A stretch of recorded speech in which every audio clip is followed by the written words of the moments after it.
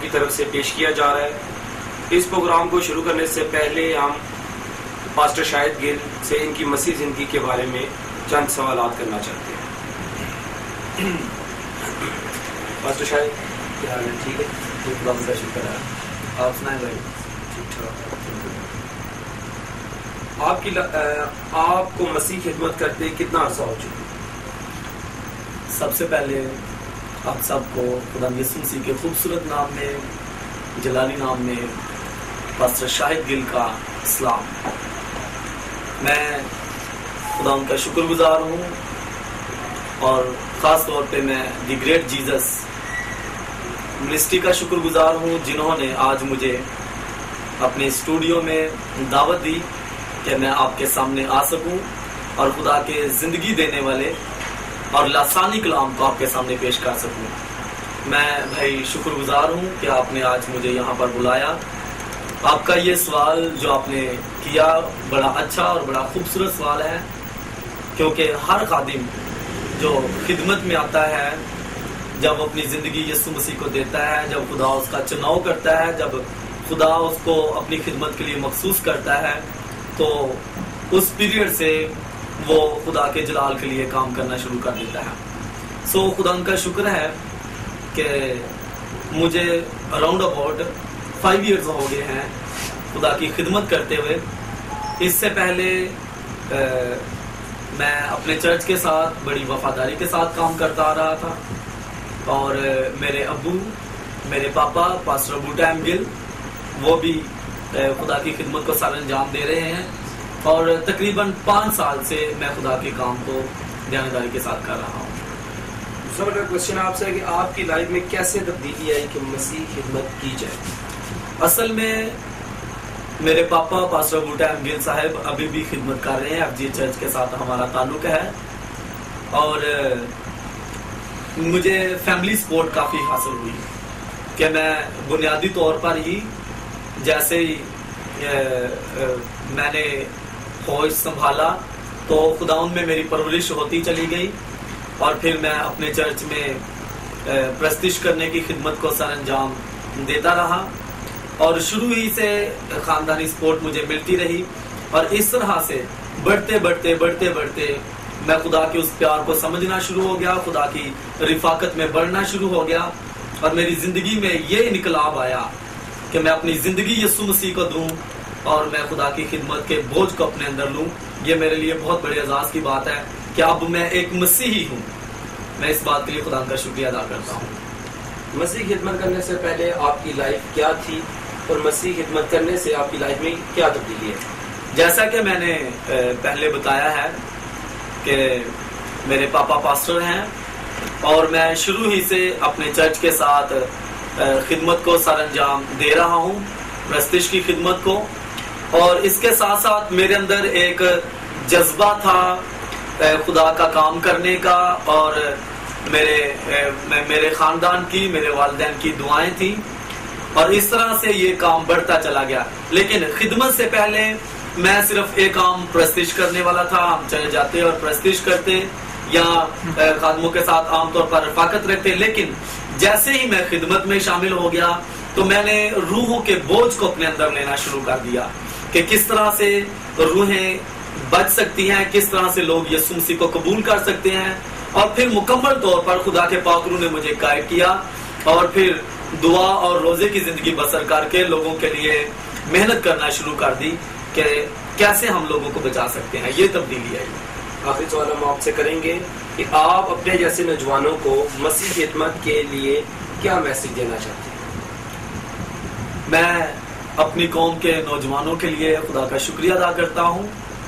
ہماری قوم کے نوجوان کسی بھی قوم سے کم نہیں ہیں، ان کے اندر جو خدا نے خوبیاں رکھی ہیں، ان کے اندر جو ابیلٹیز پائی جاتی ہیں وہ بہت زیادہ ہیں۔ ہم کسی سے کم نہیں ہیں، ہم خدا کا بڑا شکریہ ادا کرتے ہیں کہ اس نے ہمیں ہر طرح کی برکت دی ہوئی ہے۔ میں اپنے قوم کے نوجوانوں کو یہ میسج دینا چاہتا ہوں کہ اس دور میں روح القدس کی برکت جاری و ساری ہے۔ خدا کے کلام میں لکھا ہے کہ میں اپنے روح میں سے ہر فرد بشر پر نازل کروں گا. اس دور کی بات ہے. اور میں اپنے نوجوانوں سے بھی ریکویسٹ کروں گا کہ آپ اس بڑی برکت سے محروم نہ رہیں، بلکہ اپنی زندگیوں میں یسوع مسیح کو دعوت دے کر اپنی زندگیاں خدا کے تابع کر کے آپ اس بڑی برکت کو حاصل کریں. اور ہر شخص میں خوبیاں پائی جاتی ہیں. ہر شخص میں کوئی نہ کوئی خوبی پوشیدہ ہے. خدا نے ہر شخص کی زندگی میں برکتوں کو رکھا ہوا ہے. میری ریکویسٹ ہے تمام مسیحی نوجوانوں سے کہ آپ میں بہت ساری خوبیاں پائی جاتی ہیں. آپ ان خوبیوں کو خدا کے ساتھ زندگی بسر کرنے کے وسیلہ سے نکھاریں. جیسے ہی آپ خدا کے پاس آئیں گے آپ کے اندر پائی جانے والی وہ خوبیاں نکھرنا شروع ہو جائیں گی. اور پھر ایک دن ایسا آئے گا کہ آپ سب کے سامنے اپنی ان پوشیدہ خوبیوں کو ظاہر کریں گے اور خدا آپ کو ایک اعلیٰ سطح پر انٹرنیشنل لیول پہ استعمال کرے گا. میری اپنے نوجوانوں سے یہی ریکویسٹ ہے کہ وہ اپنے جذبات کو زیادہ خدا کے لیے استعمال کریں. اپنے جذبات میں خدا کے روح القدس کی مرضی کو جانیں اور خدا کے لیے اپنی زندگیاں استعمال کریں. شکریہ. Thank you. ٹھیک ہے بھائی، چیک کر لیں. آئیے خدا ان کے زندہ پاک کلام میں سے ہم تلاوت کرتے ہیں. پولس رسول کا کرنتھس کی کلیسیا کے نام پہلا خط، اس کا 15واں باب اور اس کی 30. آئیے خدا کے زندہ پاک کلام میں سے تلاوت کرتے ہیں. پولس رسول کا کرنتھس کی کلیسیا کے نام پہلا خط اور اس کا 15واں باب اور اس کی 30 آیت سے. زندہ خدا کے پاک کلام میں یوں رقم ہے: چنانچہ میں نے سب سے پہلے تم کو وہی بات پہنچا دی جو مجھے پہنچی تھی کہ مسیح کتاب مقدس کے مطابق ہمارے گناہوں کے لیے موا اور دفن ہوا اور تیسرے دن کتاب مقدس کے مطابق جی اٹھا. آمین.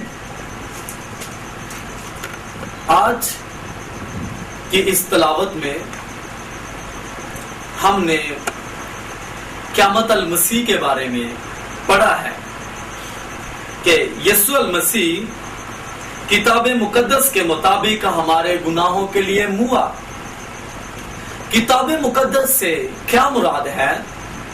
کتاب مقدس سے مراد وہ تمام پیشن گوئیاں، وہ تمام نبوتیں جو انبیاء اصغر، جو انبیاء اکبر، جو انبیاء اکرام نے یسوع مسیح کے بارے میں لکھی کہ یسوع مسیح آئے گا، مسیحا آئے گا، خرستس آئے گا اور وہی نجات دہندہ ہوگا، وہی اپنے لوگوں کو ان کے گناہوں سے نجات دے گا. اور انہوں نے یہ بہت عرصہ پہلے نبوتیں کی.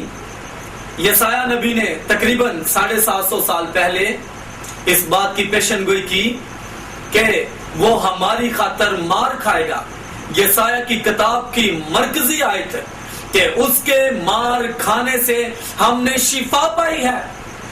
یسوع مسیح کتاب مقدس کے مطابق ہمارے گناہوں کے لیے موا. یسوع مسیح کا مرنا اس لیے ضروری تھا کیونکہ قربانی دینے کے بغیر، اس کی موت کے بغیر ہماری نجات نہیں ہو سکتی تھی. جب تک وہ قربان نہ ہوتا، اس سے پہلے موسیٰ کے دور میں خدا نے قوم بنی اسرائیل کو بتایا کہ وہ بچڑوں کی قربانی دے. وہ خطا کی قربانی، اپنے گناہوں کی معافی کے لیے مختلف قربانیاں مختلف کاموں کے لیے دی جاتی تھی، لیکن ان قربانیوں سے لوگوں کے گناہ معاف نہیں ہوتے تھے، گناہ مٹائے نہیں جاتے تھے، گناہ ختم نہیں ہوتے تھے. یہ ضروری تھا کہ کوئی نجات دہندہ آئے، اور ایسا نجات دہندہ جس کی زندگی میں کوئی گناہ نہ ہو، ایسا نجات دہندہ، ایسا برا جو بے عیب برا ہو تاکہ کفارہ دے سکے، کیونکہ کوئی شخص جو مجرم ہے وہ کسی دوسرے مجرم کی گواہی نہیں دے سکتا، وہ اس کے بدلے میں اپنے آپ کو پیش نہیں کر سکتا۔ یسوع مسیح جو بے عیب تھے، یسوع مسیح جن کی زندگی میں کوئی گناہ نہیں تھا، وہ آئے تاکہ ہمارے نجات دہندہ بنے۔ عید قیامت المسیح، یسوع مسیح کا جی اٹھنا، پہلی بات ہے کہ وہ ہمارے گناہوں کے لیے ہوا، یہ کتاب مقدس کے مطابق ہوا۔ اور دوسری بات، کیوں یسوع مسیح ہوا؟ دوسری بات ہمیں بائبل مقدس میں یہ نظر آتی ہے، تاکہ یہ بھی ضروری تھا کہ یسوع مسیح ان لمحات میں، اس عرصے میں قیدی روحوں میں جا کر منادی کریں اور ان قیدی روحوں کو بھی آزاد کروائیں، ان قیدی روحوں کو بھی اس غلامی میں سے، اس پھندے میں سے نکالیں۔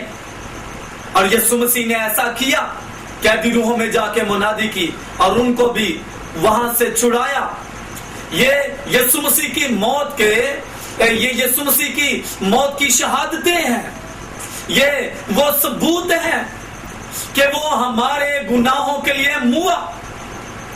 اور یہ نہیں تھا کہ موت یسوع مسیح پر حاوی تھی اس لیے وہ مر گئے، یہ نہیں تھا کہ موت یسوع مسیح پر جو ہے وہ بھاری ہوگی، موت کا زیادہ اختیار ہو گیا، ایسی کوئی بات نہیں ہے، بلکہ یسوع مسیح کا موت پر اپنا اختیار ہے۔ اگر ایسی بات ہوتی کہ موت یسوع مسیح پر حاوی ہے تو یسوع مسیح کبھی نہ کہتے کہ چلو مجھے لازر کی قبر پر لے کے جاؤ، چلو مجھے اس جگہ پر لے کے جاؤ جہاں پہ آپ نے لازر کو رکھا ہے۔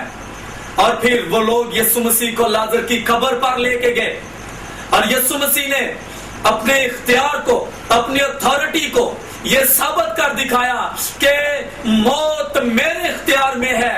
وہ کہنے لگے خداوند لازر کو تو مرے ہوئے بھی 4 دن ہو گئے ہیں، اب تو یہ کیسے ہوگا؟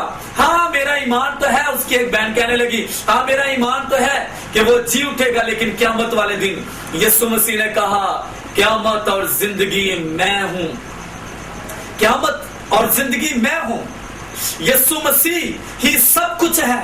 اس نے کہا کہ چلو کہاں رکھا ہے مجھے دکھاؤ، اور پھر یسوع مسیح نے لازر کی قبر پر کھڑے ہو کر یسوع مسیح نے آواز دی، اے لازر قبر میں سے باہر آ جا، کم آؤٹ۔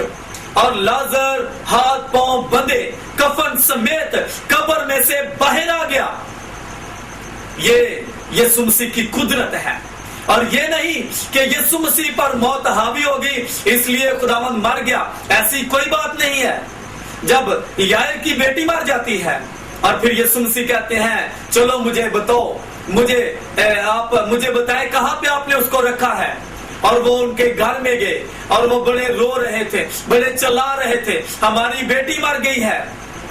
یسوع مسیح وہاں پہ گئے اور خدا یسوع نے کہا تلیتا قومی، اے لڑکی اٹھ، اور وہ اسی وقت یسوع کی اس لاسانی قدرت کے باعث جی اٹھ گئی، زندہ ہو گئی، اور زندگی پھر سے اس میں داخل ہو گئی، کیونکہ زندگی دینے والا ایک ہی ہے جس کے بارے میں لکھا ہے نہ آسمان پر، نہ زمین پر، نہ زمین کے نیچے ہمیں کوئی دوسرا نام نہیں بخشا